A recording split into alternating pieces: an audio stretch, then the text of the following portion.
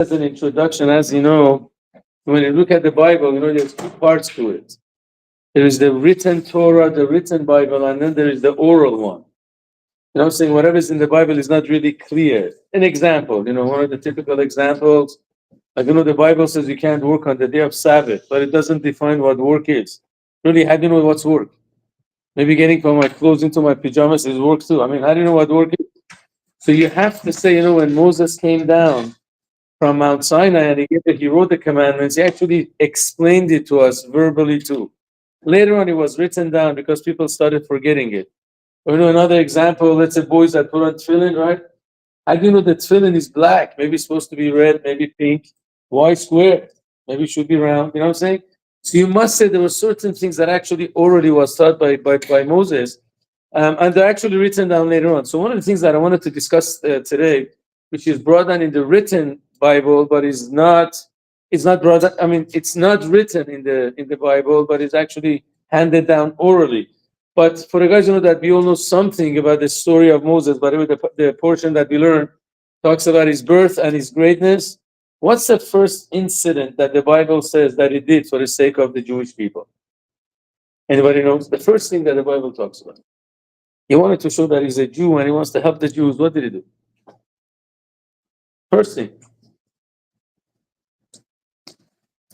He was 18 years old, young man, your age, maybe a couple years older. Anyways, he comes one day and he sees there's an Egyptian man hitting a Jewish person, right? And then he wants to defend him, so he kills the Egyptian. Now, if you don't look at the oral Torah, it seems like, okay, the guy's beating him up, but you kill the guy, what's going on? Okay, just hold him back. So actually, in the oral Torah says that this man was one of the taskmasters, and what he did, he fell in love with the wife of this guy.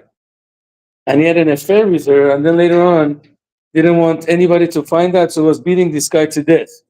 He was hoping he's going to die, find an excuse as a slave, because the Jew was a slave. He wanted to beat him up, to kill him, not to go tell the higher authorities. That's when Moses comes in and he saves him. So that's the first story that the Bible talks about. But the truth is, if you look in the oral Torah, it says that Moses did a lot of great things for the Jews. One of the things that he did, they lived in Egypt, it was like very desert place, a lot of wind when they were working, making the pyramids, whatever they were doing, a lot of wind used to come. And a lot of sand got into the eyes of the Jewish slaves. So he actually made a medication or something to help them. But that's not brought down in the Bible at all. It's just taught traditionally. And again, he had access to the entire library of Egypt. He was a prince of Egypt, at least till he ran away.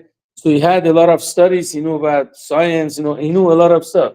That's one thing that the oral tradition tells us, but the Bible doesn't talk about it. Number two, when the Jews used to carry these stones or whatever, bricks on their shoulders, it would actually bruise their shoulders. So he brought them some pads and he actually helped them, showed them how to carry it. He was telling the Jews, I feel so bad for you. I mean, they knew that he's Jewish. Everybody knew it.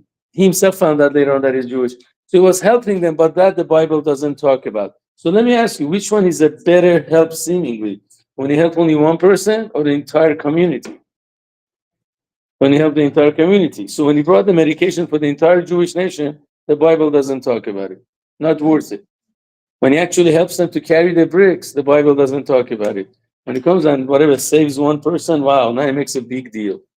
So we have to figure out why. Any suggestion? I guess the Bible is selective, for some reason. Was the Bible Democrat or Republican? Just kidding. It was a dumb thing. Everybody that becomes in power only says the good things they do. They don't say the bad things. That's the nature that we have. So actually the answer that they give is that all the good things that Moses did, he was hiding it behind politics. He was embarrassed to say that he's a Jew, he doesn't care what happens. When he came to Pharaoh and he said, you know what, I have this medication to help the Jews, he told Pharaoh, I'm doing it for your sake. I really don't care about these Jews. But you need slaves that know how to work well. If they can't see, they can't work. So it's your benefit to get them the medicine. And he gave it to him. Also, when he brought them those pads, whatever to carry, he says, if these guys are bruised, they can't work, they can't build. They got to be healthy to build. Another thing, that Moses gave them, actually gave them a day of rest. The Jews were working 7 days a week. So he gave them the day of Sabbath. So that the oral Torah the written Torah doesn't talk about it either. Because he told Pharaoh, it's for your own benefit. If somebody works 7 days a week, he's going to die. They need 1 day to rest. But when he came to save that Jew from the Egyptian that was beating him up, he didn't care about politics anymore. Says it doesn't matter to me. Let them find out that I'm doing it for the sake of the Jews. It was pure, no politics involved. So that God says to Moses, write it down in the Bible. So the lesson that there's certain times, yeah, you got to be political. I'm not saying no.